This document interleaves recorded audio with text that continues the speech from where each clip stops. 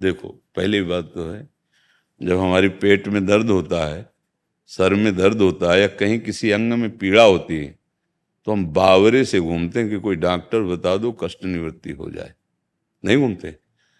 कोई कह दे भाई कुकरौंधा पे लेप कर लो, तो हम कुकरौंधा लेप कर लें। कोई उस वैद्य के पास जाओ, डॉक्टर के पास जाओ। पहले तो हमें पीड़ा होनी चाहिए कि मैं संसार समुद्र से मुक्त होना चाहता हूँ।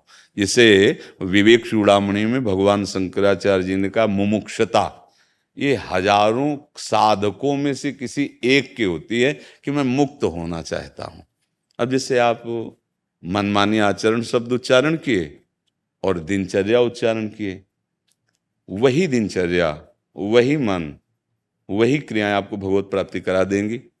बस मनमानी के शब्द में गुरुमानी पे आ जाओ। जो हमारे भगवान श्री कृष्ण गीता जी में, जो ब्रह्म ऋषि जन शास्त्रों में आज्ञा कर रहे हैं, वैसे आज इस सृष्टि संपूर्ण भगवत स्वरूप है। इसमें आपका हल जोतना, आपका व्यापार करना, आपका खाना पीना, परिवार का पोषण, ये सब भजन माना जाएगा। केवल आपका उद्देश्य बन जाए। अभी हमारा उद्देश्य नहीं बना तो मनमानी आचरणों में क्या है कि मन का सदैव स्वभाव पतन की तरफ जाने का होता है। जैसे जल को कहीं भी छोड़ो ना, वो ढलान की तरफ ही जाएगा। ऐसे अगर मन को छोड़ दो, आप अभी छोड़ दो, तो ये विषयों की तरफ ही जाएगा। हम नहीं कह रहे, भगवान कह रहे, मना खष्टान इंद्रियाणी प्रकृति स्थान कर सती। अब जैसे मन को ऊपर चढ़ाना है, ऊपर कहाँ? ऊर्ध्वमूल मधा शाखा मस्तम प्राहुरभ्यम। ऊर्ध्वमूल कौन है? भगवान श्री कृष्ण है। तो जैसे हम जल को, जो जिसका प्रवाह नीच गति को है, उसे उच्च गति में चढ़ाने के लिए यंत्र का प्रयोग करते हैं, वो नहीं मोटर आदि यंत्र। ऐसे ही मन को ऊर्ध्व गति में चलाने के लिए गुरु मंत्र का प्रयोग करते हैं। आप जितना गुरु मंत्र जपे पर मनमानी त्याग करें। मन का तो स्वभाव ये गंदे आचरणों की तरफ जाना, उसे वर्तमान के सुखों को भोगने में ही उपलब्धि जीवन की लगती है। सब लोग देख लो, अपने सब मन वाले हैं ना सबके। अब इसको रोक करके धर्माचरण, धर्म पूर्वक विषय सेवन और भगवत समर्पित जीवन अब बदल गया। अब वो जीवन मुक्तता की तरफ जा रहा है और वो अज्ञान की तरफ जा रहा है। तो अब दोनों गाल फुला लो, हंस दे, एक बार करके दिखाओ। है नहीं, या तो गाल फुला लो और या तो हंस लो। तो ऐसे मनमानी आचरण कर लें और भगवत भी प्राप्ति कर ले, तो भगवान ऐसा कैसे हो सकता है? तो इसलिए हमारी तो प्रार्थना है कि पहले मनमानी आचरणों को छोड़ने के लिए सत्संग वाक्यों का मन में मनन करो, और नाम जब आपको बल देगा उसको गलत रास्ते से रोकने में। वो जब आपको प्रथम स्वभाव का जलाएगा तो उसको आपको सहना पड़ेगा। धीरे धीरे सहते सहते आपके हृदय की जीव ही मलिनता नष्ट हुई तो यही मन तुम्हें भगवान से मिला देगा। यही मन आत्म स्वरूप में स्थित हो जाता है। यही मन जब अमना हो जाता है, संकल्प रहित हो जाता है, तो भगवत स्वरूप हो जाता है। विभूतियों में भगवान ने कहा है, इंद्रियाणाम मनश्चास्मि, इंद्रियों में मैं मन हूं। किसका प्रश्न था? हाँ, आप समझ रहे? हाँ, मनमानी आचरण तो फिर विषयों की। कभी ऐसा द्वंद चलता है कि ऐसा लगता है कि प्रमाद होता है कि आज ना भजन कर लिया है, अब तो शायद सारी छूट मिल गई है, अब तो नहीं, ऐसा ऐसा ना तो कभी सत्संग में बोला गया है और ना किसी शास्त्र में लिखा है। ज्यादा नाम ले लिया, अब तो प्रमाद होता है कि आपने इतना माला जप लिया सब है। तो कुमार्गगामी बनने के लिए, कुमार्गगामी बनने के लिए कभी आदेश मिला है? नाम के बल पर पाप करना वज्र के समान पाप हो जाता है और वो उसे अवश्य भोगना पड़ता है। भूल से पाप हो गया, नाम काट देगा, और नाम के बल से पाप किया जाए तो ये देखो, अगर औषधि का प्रयोग किया जाता है रोग निवारण के लिए, देखो कितने टेबलेटों पर सरकार प्रतिबंध लगा देती है ना, कब? जब उसे आप व्यसन के रूप में लेने लगते हैं। आप देखो अपने प्राकृतिक धरातल में देखो, वही आपकी औषधि है, लेकिन आप जब व्यसन रूप में उसके लेने लगे तो आपके ऊपर शासन लागू हो गया।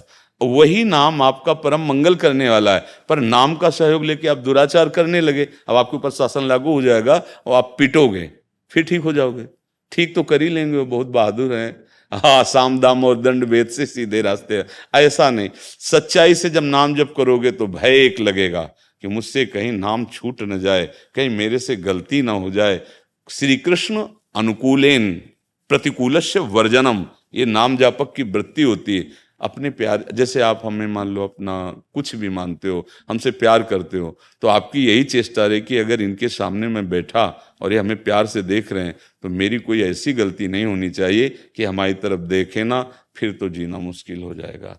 तो हम डर जाएंगे कि नहीं डर जाएंगे? फिर हम, ऐसा कैसे हो सकता है कि भगवान के दास कहलाकर मनमानी पापाचरण करें? इसका मतलब या तो दास नहीं है और या तो अभी मूर्खता पिंड नहीं छोड़ रही, दोनों में एक बात समझनी होगी। हाँ, ऐसा नहीं होता। ऐसे भूल ही न दे कुमारक पाऊं।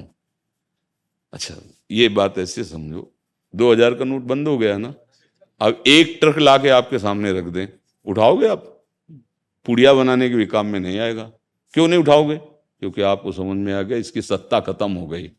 सत्संगी और भगवत मार्ग के पथिक के सामने संसार के असत भोगों की सत्ता खत्म हो जाती है। अब वो जैसे 2000 का नकली नोट ढेर सारा पड़ा हो तो नहीं उठाएगा, ऐसे ही रमा विलास राम अनुरागी तजत बमन जिम जन बड़ भागी। भगवान का भक्त ऐसा कैसे हो सकता है जिन विषय, या तो भक्त नहीं है, भक्त का ड्रामा चल रहा, स्वांग नौटंकी में भी तो साधु नहीं बनते, लेकिन असलियत में यदि साधु मार्ग का पथिक है तो उसको जब जान लिया कि उमा कहूं मैं अनुभव अपना, सत हरि भजन जगत सब सपना, तो भाई सपने के लड्डू फिर खाने का मन क्यों कर रहा है? इसका मतलब सपने का नहीं, अभी तुम सत्य उसे मान रहे हो। तो ना सतो विद्यते भाव, ना भाव विद्यते सता। सत्य का अभाव नहीं है, असत की सत्ता नहीं है, असत को तुम सत्य मान रहे हो तो तुम्हारा फिर मार्ग ही नहीं है। आप कहलाओ भले भगत, लेकिन आप भगत नहीं हो।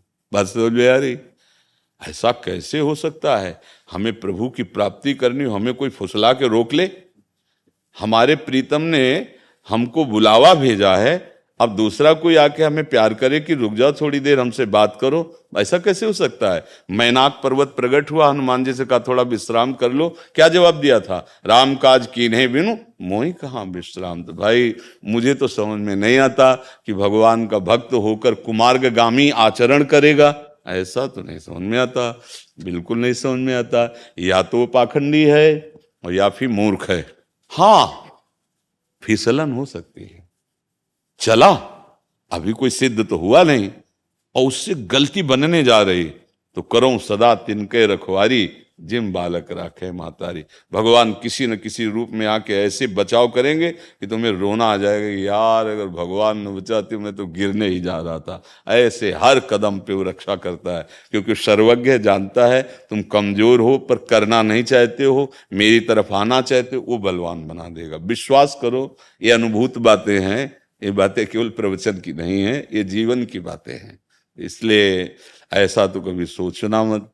देखो, जो जानता नहीं और उससे गलती हो गई, क्षमा का अधिकारी, पक्का क्षमा का अधिकारी। मान लो अब आप कह रहे हो कि हम जानते थे पर वो असली में जानना नहीं हुआ, आपको सत्संग मिला, शास्त्र स्वाद, अब आप असली में जान रहे हो, और अगर अब आप जानबूझकर गलती करोगे तो फिर ये क्षमा नहीं होगा, फिर आप पिटाई होगी। क्षमा तो जैसे कि माना कि ये सब बहुत गलत है, अभी तक मुझे पता नहीं था, आज सत्संग। कितने ऐसे आते हैं भाई लोग कि हम मांस खाते थे, मदिरा पीते थे, सब करते थे, था तो कि गलत है पर वास्तविक मुझे पता नहीं था, लेकिन जब से आपकी बात सुनी तब से कसम खाता हूँ अब ऐसा अच्छा लगता है कि दूर देश में बैठकर आप हमारी बात सुनकर मानते हैं, आप हमारे नज़दीक बैठकर आंख से आंख मिलाकर फिर भी हमारी बात न समझ पाए, तो फिर बड़ा दुर्भाग्य है। महत संगस्त दुर्लभ हो, पर निर्वाह कर ले जाओ दुर्गमो है, और अगर निर्वाह कर ले गए तो अमोघस निश्चित भगवत प्राप्ति, निश्चित भगवत प्राप्ति। तो ये तो कभी भूल करना नहीं, तो बहुत लंबी पिटाई होती फिर।